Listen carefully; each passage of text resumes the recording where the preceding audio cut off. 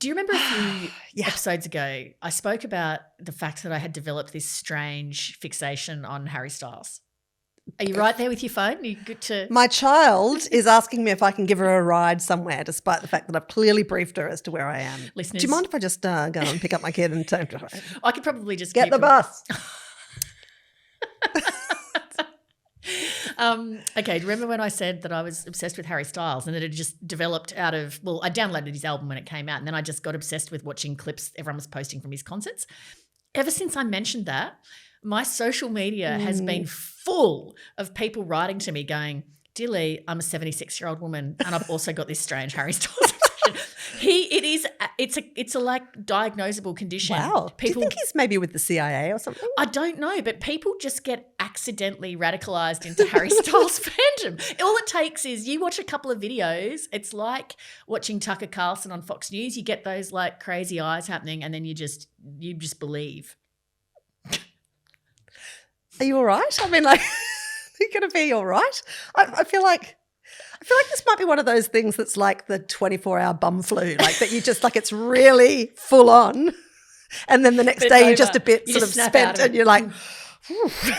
Do you know, I was thinking about you asking me the other day if I wanted to shag Harry Styles and afterwards I was analysing my emotions about Harry Styles and do you know what it came down to? What I was thinking was, is he getting enough home-cooked meals? I want to mother him. Right. That's the emotion. I want to mother him. I feel like, oh, he's so lovely and he's you're so thin. He seems like he's off with the pixies. I just want to look after him, make sure he's all right. Yeah. So it's even sicker than we originally thought. Still doing that.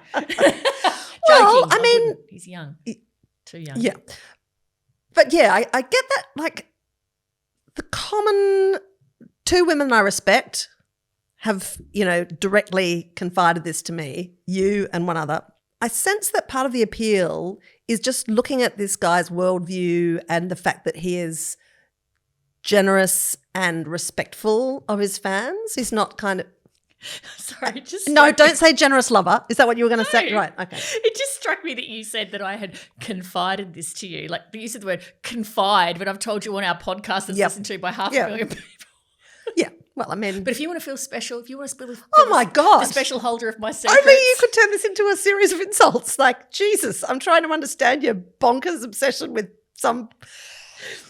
Why do I bother? Okay, one exciting bit of housekeeping and then we'll move on to some other exciting love housekeeping. It's my favourite. We're having a Chat 10 book club on the 8th of June. It's true, we are. Details are going to be in our Facebook group and we have selected the book. And the book is... And guess what? I got to say in this. Like, I got to choose it. I had nothing to do with it. Because recently I read it, a manuscript for a now published book called The Albatross by a woman called Nina One, who I've never met. And I started reading it. I'm thinking, oh, yeah, whatever, unpublished manuscript now becomes published manuscript. Okay, here we go. And then over the course of the book, I just got completely sucked into this incredible character called Primrose Lee, who she's got a sick husband who has cancer. She's moved into a street that turns out to be, her house is opposite her childhood love, a guy called Peter, who's married to this highly glamorous woman called Louisa. And so there's this sort of like she's trying to look after her husband. She's sort of a bit piney for the other guy. She starts playing golf. And so the novel is a bit about golf. Wow. And a little bit about it's just she is an extraordinary sort of heroine, anti-heroine. Like I can't really describe the book better than that, but it is really enthralling and just a very mature read. Okay, so Lisa Miller, who's hosting our online book club, has also read it and she also loved it. Great. So it's sitting on my bedside table. Yeah. So how this is going to work is we'll put some details up at some point where you register for this online book club on this evening, June the 8th at 8 p.m. Lisa will run it, Crabb and I'll be on it. Nina Wan's actually joining as well. Oh my God, fantastic. I'm so excited.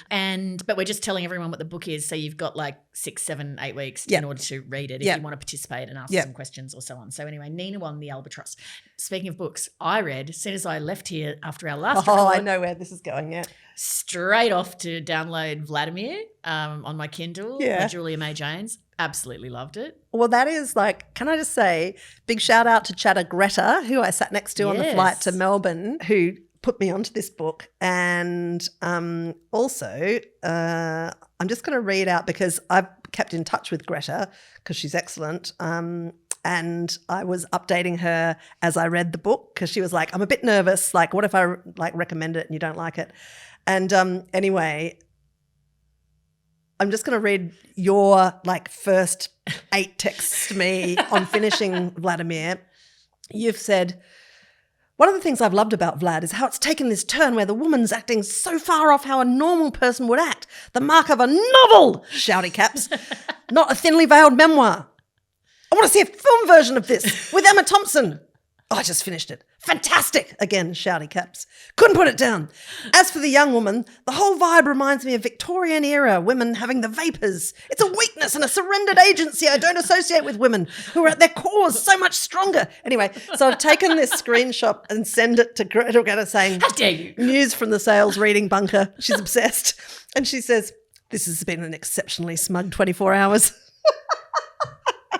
Oh, that's hilarious. But I just love, like, I can tell when you're really on the hook of a book where Oh. I've already read it and you're explaining it to me as you go through it. I Totally. love And that. about every 2 Yeah. hours, another lease. Oh, what about this? Yeah. It was really very well executed and lots of layers and it And was so really nuts as great. well. And I love how the utterly nuttily bit comes at the beginning, like, you know, That's where you're like, as you pointed yeah. out, you get hooked because you're like, what the hell? How does this come about? You're And like, then why it is he kind tied up? Yeah, but that's why it was so, as I said, it's like a novel because if she didn't do that, it's sort of in the vein of like, Yeah. you know, just it still would have been good. Yeah.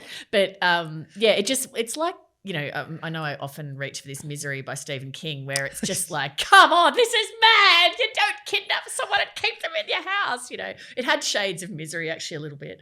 Anyway, that You're was a just, bit of like, that was really great. you often cite misery when you're talking about, I mean, I just wonder, do you want to tie someone up in your house? Like, I mean, is that?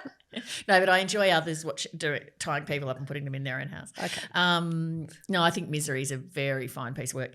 The other thing that I read, which I think you've also already read, is Romantic Comedy by Curtis Sittenfeld. Oh, yeah. Mhm. What did you think of that? Well, so the cover line on the review copy was very attractive because I love Curtis Sittenfeld. Yeah. Rodham I thought like was terrific, and also the one about Laura Bush, American Wife. Yeah, American Wife, yeah. Yeah, I mean, both books where when I heard about them, I thought, how are you going to pull that off? And, you know, with the Rodham one, I thought, oh, is that a bit like, can you really borrow someone's life story and fictionalize it in front of their face? Like, and then I thought, actually, it was brilliant. And I thought she was able to say a lot of things I suspect Hillary Rodham couldn't say. But anyway, so this one, I think Curtis Sittenfeld wrote it during like lockdown. She's like, I just wanted to write, you know, a light romantic, you know, adventure sort of thing. And that is exactly what it is. So it's set basically on the set of Saturday Night Live and female writer who, you know, they're doing this bit and every week there's a different super famous person sort of guest hosting or whatever. And there's this sort of pop singer who is, you know, intensely famous and he comes in to host and they do a few rehearsals and stuff and the two of them start hitting it off and she's like, he couldn't possibly fancy me. He couldn't possibly fancy He's me one of because the I'm a best-looking, plain most famous Jane men. Exactly. and I'm just a mousy kind of whatever. And then, you know, oh my God, he does fancy her and, you know, it goes from there. I don't know. I mean, it was all right. Yeah, look, I kind of read on. His character was uber two-dimensional. Right, No depth whatsoever, like way too good to be true. But it was kind of like the context that you put around it oh, she just wanted to write something light escapism in lockdown. Yeah.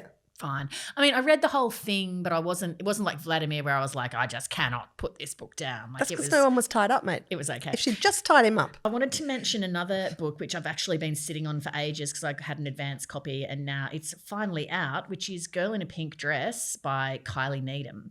So okay, I haven't read that. It is about a female artist in her 40s who goes to an exhibition of her former artist lover who is now uber famous. So they were together, and he's a little bit older than her, and they were together when she was in her 20s, and she's an artist as well. He's also the son of a very famous artist. And so it goes in and out of time. So she's kind of rehashing their affair from years earlier and then is in the present day. Yeah. It's Kylie Needham's first novel. She's married to an artist, so she knows that world really well. It's just a really... Cue everybody sitting around working out who's who. I really liked it because I like, as you know, books that are kind of... Well, I like plot-driven books too, but I like books that are kind of deep on character and relationships and exploration where it's kind of – I often use the word small to describe – I like small things, small things that are deep. Yeah. And so I felt like it was great because it's kind of this like contained world. It's kind of this contained world where you get this deep dive, some really beautiful turns of phrase, and just kept me, hooked along going through it. Yeah. So would recommend? Would recommend Girl in a Pink Dress, Kylie Needham. Speaking about do you know where we discovered that sound of yours, or we first gave it a name? Was on stage. Yeah. And it was that The Last Great Hunt, that Perth theatre company. Oh. Yes. And I was talking and there's this show of theirs called Lenore that was then the subject of a documentary that I really liked. Look in the show notes for details. That production's coming to Melbourne soon. And I'm like, yeah. And the filmmaker emailed me to let me know, and she's like, I realise now that this piece of theatre is now more famous for eliciting that ow sound from these sales than it is for the film, but this film's still great. Anyway, the film's coming to Melbourne. We'll put details in the show notes. I apologise that film's now associated with that noise, and my children still periodically I'll go, and then one of them will go, ow. Yeah, they all sound like flock of emperor penguins. I had the strangest experience the other day. You know Rachel Cusk, who we both like? Oh, I'm sorry. Yes, right. I do remember her. Obsessed. Yeah. I'm reading Transit at the moment. Oh. Sorry. Have you only just read it? I mean, you're only just reading it. Do you know the strangest thing? Because I'm reading it on my Kindle, I keep coming across my electronic bookmarks, so I clearly have read it before, and I have absolutely zero recollection of ever. That's because it was recommended to you as part of that book therapy lady. But why don't I remember? Why is not just not a single thing trigger? Because you got obsessed with Man's Search for Meaning instead. Is the answer to that question? Basically, am I right or am I right? I went off on it. You went off on that. I don't know. Poor old Cusky. You just kicked it to the curb. It's good though, isn't it? It is good. Yeah. It's kind of. Do you remember I interviewed her? It's kind of. I don't know. It's a bit. Maybe, with reading, you got to be in the right wherever you are. Yeah. It's maybe a bit dense and not, even though I just said I like things that aren't plot driven all the time. I'm needing a bit more plot. It's kind of moving around all over the place. Yeah. It's like a series of portraits. Not really connected portraits. Yeah. But they're so kind of carefully, because it seems random as you're reading it and you think, well, this has no structure. And then when you kind of pull out a bit, you realise it actually has a super careful structure, but it's not a plot structure in the same way that novels normally are. Yeah. It's kind of an episodic thing that gives you little flashes of insight. So by the end you go, oh, right. Yeah, right. And I think, as I discussed at length with Rachel Cusk in my interview at the Sydney Writers' Festival with her, before which I was absolutely shitting myself. Remember I had that nightmare. Did I tell you about my dream that I had? You did. Yeah. Where I was at a writers' festival. This is my panic dream before interviewing Rachel Cusk, was that I was at a writers' festival and I was really busting for the loo and I couldn't find a toilet. And I was running around and busting into toilets and they were occupied. And at one point I went crashing into this really grubby old loo, and Jeffrey Eugenides was in there doing a poo or something, so I couldn't go in there. And the whole dream ended up with me weeing in a jar on a Sydney Writers' Festival transit bus. This has just reminded me, I had an anxiety dream last night where I had the lead for Australian Story written and Lisa McGregor, who's our producer, was changing it. And then I came up and was like, but I've got to go into the studio right now. You can't change it right now. And then I was like, you've got to get the old version back. And then she was like, oh, no, that's been deleted. I'm like, but. And then I'm trying to like write it and I couldn't write it. And then I just woke up like, and it's kind of weird because I haven't been having many anxiety dreams because of now that the Also, pressures. this is a pre-record. I mean, like you're It's having so a weird, 7:30 yeah. panic dream about Australian Story. Yeah, exactly. That's what's Because I going on. haven't been having the like much anxiety dreams now that I'm not on news deadlines. Yeah. So I don't know where that came Try from. weeing in a jar on a bus. It's very relaxing. very Anyway, strange. but the interesting part of that conversation was, for me, talking about her shifting between genres, because early in her career she wrote fiction and then she felt in the end almost embarrassed by fiction. Like she's said, like, I just feel like it's the most pointless thing in the world to get like to invent Jane and John and have them do things to each other for 350 pages. And so that's when she started writing memoir. So she wrote that one about her own divorce. Oh, yeah. Yeah, and the one about having a baby. Oh, yeah. I've read both of them, yeah. Yeah, both of which were highly controversial because she was just like, you know, because of her like reservations about motherhood, like she became this sort of bête noire, you know, and it's so taboo to write a book about like the things about motherhood that, you know, kind of completely suffocate you and so on. And same with the divorce one.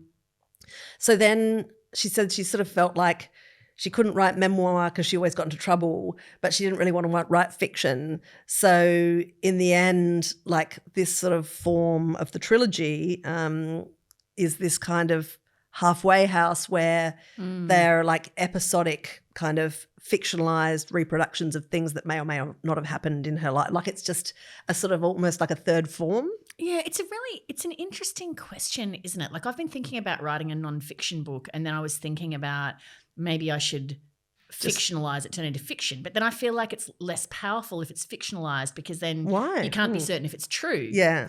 Whereas when something's true, it's like, oh my God, wow, that really happened. Yeah, That's but how things also, are. but like identifying patterns, like sometimes fictional books are able to contain kind of logical sequences and arguments that actually are able to be more convincing Or than multiple non-fiction. viewpoints. Yeah. You can look at something. That's right, yeah. Something that's got a lot of complexity. You can come at it from multiple viewpoints. Yeah. Yeah, it's really kind of And interesting. also you don't have to get people to talk to you. Like, you know. exactly. Yeah. What about have you been watching anything on TV? Oh, okay. I've got two things to tell you about that I'm Yep. absolutely just mad for. Yeah. So I've been watching Beef, which I mentioned briefly. This isn't one of the two things actually. It's terrific and I'm really enjoying it. It's funny and it's Yeah, I'm about sort to of start vicious and, you know, like dark. It's great. I really am enjoying it.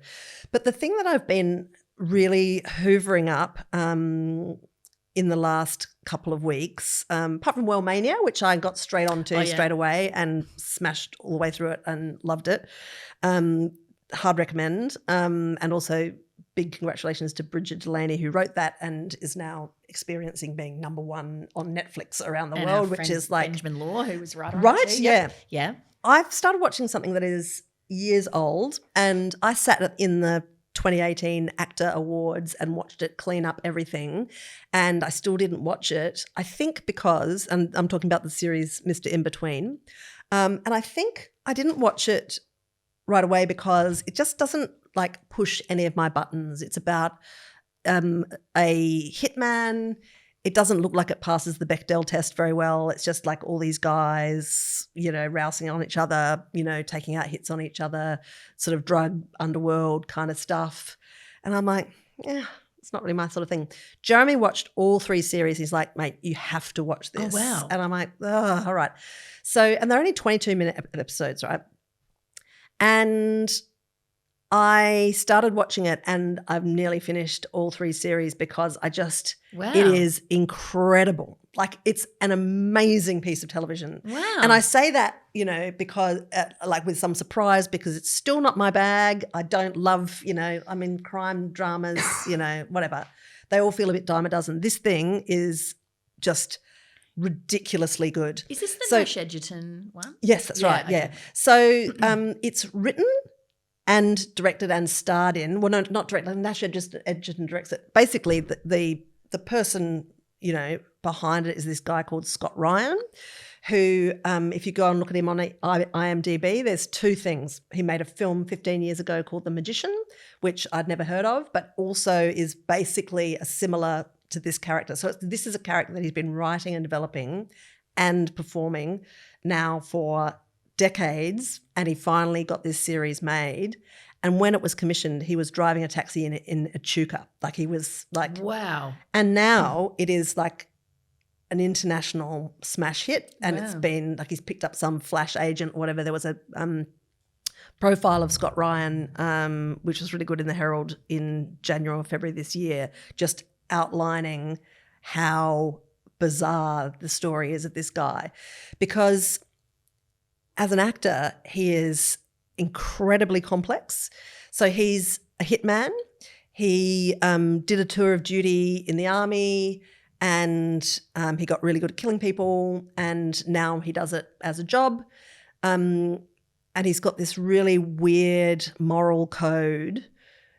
He's got a hair trigger. He's highly violent in situations, but he's also incredibly gentle with his daughter, who is played across all 3 seasons by this unbelievable child actor. Like, so her name's Chika Yasamura. She plays his daughter Brittany. He's split from Brittany's mum. And so there's this incredible, even in each short episode, which each seem to contain this intensity of drama and action, he will like switch between pounding somebody's head into the pavement and then picking up Brittany and like taking her to a birthday party, and, you know, and he's got this incredible sense of humour and this great sneaky smile that with his daughter is beautiful, and when he smiles at someone he's about to murder, it's terrifying. Is it a comedy or a drama? It's a drama, but it's also... So he's got this mate called Gary. He's also got a terminally ill brother who he looks after. He's got a mate called Gary who he gets involved, you know, to come and stake out and help him out while he's whacking somebody or whatever. Gary's such a perfect name for a mate, isn't it? Yeah. And Gary is just an absolute idiot and a shambles. So, and he's married this Russian woman who, like, they're on the rocks. There's all sorts of debacles. Damon Herriman's also in it as a local club owner who's just got his, like, he's just deep into all of these terrible pies, you know, like there's a lot of action around him and he's perfection. But Gary is played by Justin Rosniak, and he's just the perfect idiot Aussie mate. And they have these incredibly ridiculous conversations while they're, like, you know, staking out. Like, they're just complete alien conversations that really, I don't know. The whole thing is so genuine. Like, and I don't even know what a genuine hitman sounds like, but like, but just the sort of, I don't know. It is just some of the best writing for television that I've ever seen. That's good. Okay. Yeah. I have seen that around, but I haven't been tempted to watch it. But that's really made me want to watch it. Really? What's it on? What streaming service? Mate, it's on Binge. So you're going to have to God. But I think it was on Stan originally, so maybe poke around. I've got Binge, so I watched it on Binge. But the other thing that is really great about the series is Brooke Satchwell, who is that's right. his love interest. Yeah. And it's really complicated because she is really drawn to his humour and his kindness and his gentleness around his daughter. But she's very frightened by, you know, the instances where, you know, they'll be queuing up for something and somebody will push in and he will, like, really arc up. So there's that kind of just violence and volatility just below the surface where you can tell she's just kind of like, there's so much about you that I really like, but then there's this sort of dark bit that I don't quite understand. And anyway, it's terrific. You saying the guy was driving a cab in Echuca reminds me of something I watched, which I'll get to why that reminds me of in a sec, but it was a sports doco, surprise, called, it's in a series on Netflix called Untold Stories, and it's called The Race of the Century, and it's when Australia won the America's Cup in 1983. Oh, yeah. Mm-hmm. Oh, God, it's so Oh, I remember that. It's so good. It opens with John Bertrand. Firstly, I really liked it stylistically. They made some choices that you don't normally make in documentary filmmaking, like sitting people behind desks, which you normally would think, oh, that's odd. You're putting a barrier between them and the audience. But a lot of them are seated behind desks. So John Bertrand, there's a wide shot head on. Maybe it's just more comfortable for people who are used to being on boats. Maybe. It's like, put them behind something a bit boaty. It did add to the boaty sense because there's a lot of wood, right? So it feels boaty. Get wood. And then there's a side profile shot in close up. Anyway, it starts with John Bertrand saying something like, for anyone to get to the elite levels of sport, you have to have something wrong with you. There has to be something wrong with you, because the only way that you can have the dedication and the focus and the attention to detail and sacrificing everything else in your life is because if you are screwed up in the head, and I am screwed up in the head. And it goes from there. That's the opening. Wow. So it's so compelling. John Bertrand is riveting. And so how is he screwed up in the head? Just because you've got to be so focused and you've got to like enjoy pushing through pain, and you've not got because to it's dropped on their head. No. It's just the personality type that makes you want politics, to do right? something over and over again. Anything that really you're kind of elite at. So then it tells the story of the history of the New York Yacht Club and how they'd had the cup for 185 years and how, and the thing that was stunning to me was, because I think I was 10 when Australia won that, and I remember really distinctly getting up and watching it on TV. Yep. We got up and watched the last few finals, and I still remember how hard it was to see what the boats were doing. There was a lot of reflected light off the water, and you're like, what's going on And when there? you're looking at it from the chopper shot, you're like, well, I can't tell what's going on. Right. But I remember when Australia crossed the line, and you could hear the whole neighbourhood completely lose their minds. You ever watched that yacht race ever since? No. Who's won it for the last 10 years? No idea. Got no dog in this fight. So they go through, the thing that stunned me was, even though I was 10 years old, was they show the shots of the Americans, like, oh, there's Dennis Conner, the skipper of the American boat. I remembered everyone's name in the whole thing, Ben Lexon, the winged keel. the whole story. And so they talk through, what was going on. There's, of course, all the amazing archive.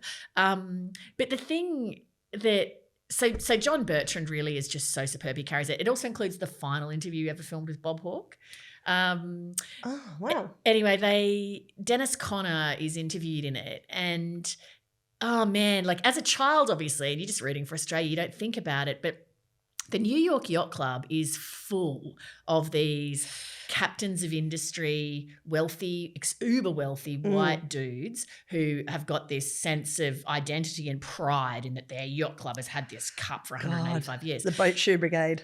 And so there's this scene where they've gotten the American boat is going really great, and then the Australians creep back and they win a few races in a row, and then it's 3-3, and so there's one race left that's the decider. And there's this incredible shot where this white dude with a boater hat on is has his hand on Dennis Conner's shoulder, kind of looking down at him, oh God, giving him clearly, and you're just thinking, mate, this dude wouldn't have the balls to get out there and do the kind of stuff that Dennis Conner's out there doing. And he's pointing at him this is what you need to do, da, da, da. Anyway, then they go to the fateful race, which Dennis Conner loses. Yeah. After having a lead at a certain point that was really significant. Yeah. And then he made a terrible choice, and then the Australians and so then he's obviously devastated because it's this huge kind of disaster. So when he has to do the press conference at the end of the race, the losing press conference, not a single person from the New York Yacht Club went in with him. He did it alone. He had to do it alone. And he was he just said he was gutted. And then he ended up, in the aftermath of that, he was a carpet salesman. That's what he was doing. And the Australians were all going, Dennis Conner is a genius. He's actually a genius at, and even John Bertrand, the way, I had no idea, the level of, he's I could just tell that the wind was about to do this, and you look at the ripples over there, and you look at this, and you look at that, and the wind was about to do this. And so, and there's this freakish level of ability to read the thing. So all the Australians are going, Dennis Conner's an absolute genius. And then he ends up selling carpet off the back of this utterly humiliating, soul-crushing loss that he still cried about today, the memory of losing it. Oh my God. And actually the Australians cried at the memory of winning it too. It was so emotional. And then Conner came to Perth in, I think, 87 and won it back. But, oh man, the emotion was so raw. Wow. It was very, very good. What's it called? Untold Stories, the race of the century. I've started watching another sports doco too that is very, very good. It's called Boom Boom. It's on Apple. Oh, Boris Becker? Awesome. So Becca, as you know, I just love these psychos. Oh no, you do. How have you not married a footballer? How has that never happened? I feel like that could be in your future. Oh man, it is. I find it so interesting. So Becca's in prison apparently now for tax evasion. Oh yeah. Mm-hmm. And I'm told that he started doing this thing and gave the access. It's one of those classics. You give the access and then things go badly wrong and then you've given the access. Yeah. So he's doing this in-depth interview about his career, and again, the archive's just so fantastic. And the era of tennis, I mean, I know we're in a bit of a golden era now with Federer and Nadal Federer left recently, but all of them. But they've got all these interviews with the people of that golden era of tennis, McEnroe, Mats Wilander, Bjorn Borg. Like, it's really incredible. And so they have all the archive of these incredible matches, and Becca's talking about them. And he obviously was, his level of kind of superstardom was really epic. And then the documentary maker makes this fantastic point through. So Becca in his private life has just had a very untidy, it's been tax evasion and paternity shagging issues in cupboards, all sorts of stuff. Anyway, on the court, there's this amazing clip of Becca when he's 21, 22, and he's talking about, he has this habit on the court of he'll let things get to 6-2, 5-1 because he likes the feeling of testing himself in the corner to come out of the corner. And so the filmmaker makes this... Oh, God, that would be so kind of frightening as his opponent. You're like, this is going well. Uh-oh, hang on, this is what's happening? Here comes the Black Widow. Boom, boom. Boom, boom. And so the filmmaker... I do that at tennis too. That's quite a common... I do it all the time as well. He gets this clip of Becker as a young man kind of admitting that he does that. And then he goes, I can't help but think now, in hindsight, looking at this dude as a, almost, I think, 60-ish-year-old man. In prison. Did he actually apply that technique to life? It's a great technique for sport if you can execute. I'm just going to get a bit arrested and then see if I can come back from there. I'm going to just take... No, I can't. It's risk-taking. It's risk-taking behaviour, right? That he seems drawn to bad situations because he thinks that he can, play his way out. But, oh, my God. Anyway, so it's... that psychology... Man's breathing his own fumes a bit, I think, possibly. It's just very... so have they got the prison interviews? Well, we're at it's very skillfully done because it opens with sort of court stuff, and I think it's going in. I can't remember if it's verdict or sentencing. I think it's sentencing. It opens with, but then it goes back in time to the golden days of his career. So we're kind of going in and out of time a little bit, but in that way that I was talking to someone the other day about writers who can do this, and Ian McEwan's one, Philip Roth's another one. They dance all over the place with time, and you never notice that you're getting shepherded from all over the shop because it's so just utterly seamless. And so it's a bit like that where you're with Becker at Wimbledon, and then you're with Becker at the US Open, and then you're with Becker at court, and then you're in his present day interview, and you're just not really noticing because you're completely absorbed by it. So it's highly enjoyable as well. I know you've got to go, but I'm just going to quickly give you a little present, which is that this very morning got up early and I watched the first episode of The Diplomat. Okay, I watched half of it last night. What? Half of episode 1. I didn't love it. So so our favourite Keri Russell's in it. That's why I watched it, because I love the Americans. Okay, so there was just a few clunky lines, and it was a bit cliched, all these quaint Brits, and we're going to have to deal with this ceremony and pomp every time. And so I felt a bit I hope it picks up. But so Lisa Miller's watched it and loves it, and I told her this morning I didn't love it. And she was like, what is with you? Listen, it's just right up your alley. No, I know what your issue is with it, and I think that you're correct, right? Oh. It doesn't have the elegance and spareness of the Americans. It's more obvious, right? And they're, so the story is that, yes, our favourite lady, Keri Russell, she's a diplomat, but she's a kind of proper career diplomat, and she's about to be posted to Kabul. And she's married to this guy who's also a diplomat. It's like a Richard Holbrooke type.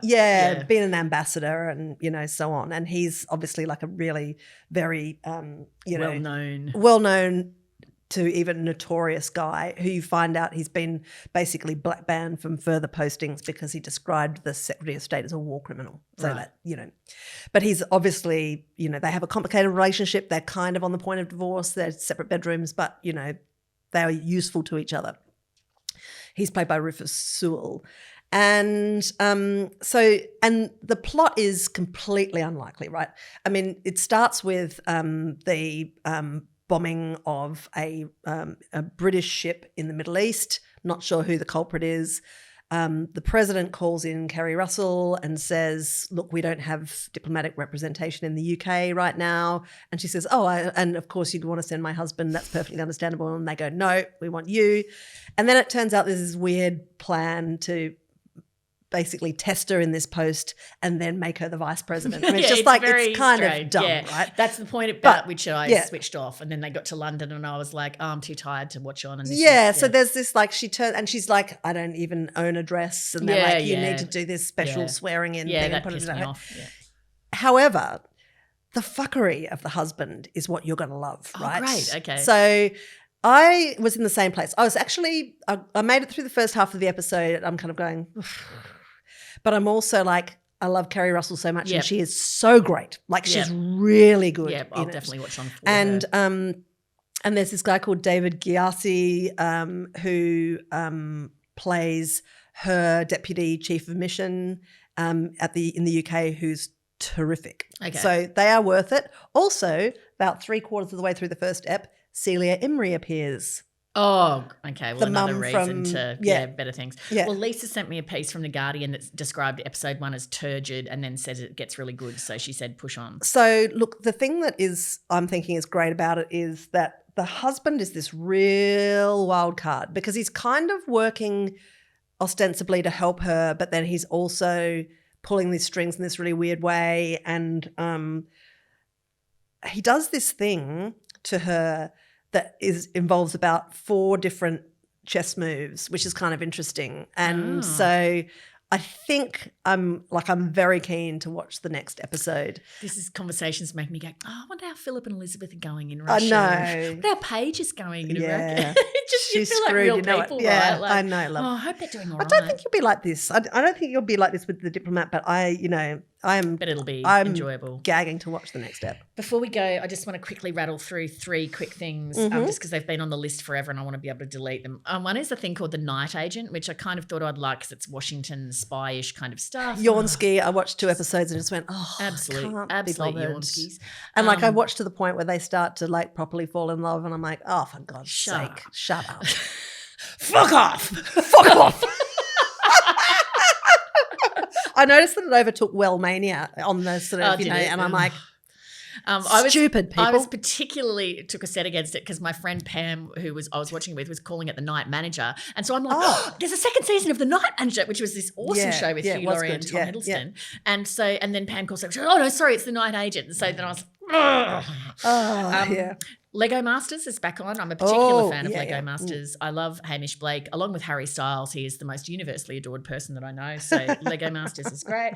And also, me and the kids watched the film version of Matilda. Oh, terrific. It's so well done. It's so well done. I highly recommend it. We all absolutely loved it. Also, we went to see Fantastic Mr. Fox at the Sydney Theatre Company and my kids just were like, whoop. Triple thumbs up. Very good use of animation, interesting set. That was clever. Yeah. Yep. I hope that we're in time for it actually still to be going. Well, if we're not, just great work. Shout out to our buddies at the Sydney Theatre Company. Yeah, always making great stuff. All right. Okay. I'm off to have lunch. Because that's how I roll. Yeah, it is. All right. See ya. See ya.